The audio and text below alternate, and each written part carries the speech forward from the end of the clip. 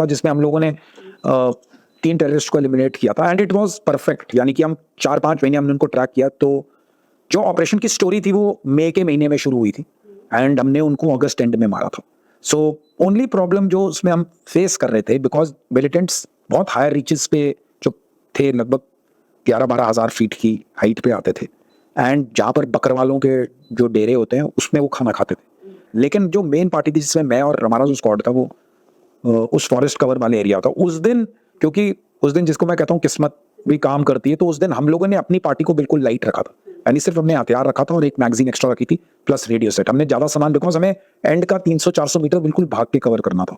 So what happened कि जब वो 10-11 बजे का टाइम हुआ, बादल आए, मिलिटेंट्स थे। अब वो हमको चांस लेना था क्योंकि उस टाइम पे मूवमेंट होती थी। तो हम लोग ने जैसे ही बादलों का कवर आया तो उस दिन हमारा, बिकॉज दिन में बकरवाल अपने बच्चों को और लेडीज को और खुद भी अपने वो भेड़ों को छोड़ देते थे वहां पर।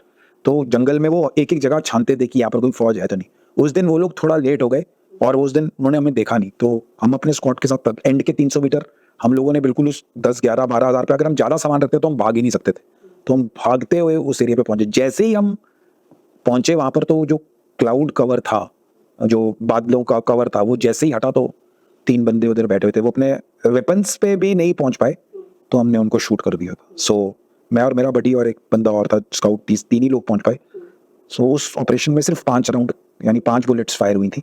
3 हमने उनको हेड शूट करके कंफर्म करने के लिए किया था कि मर गए हैं कि नहीं। और वो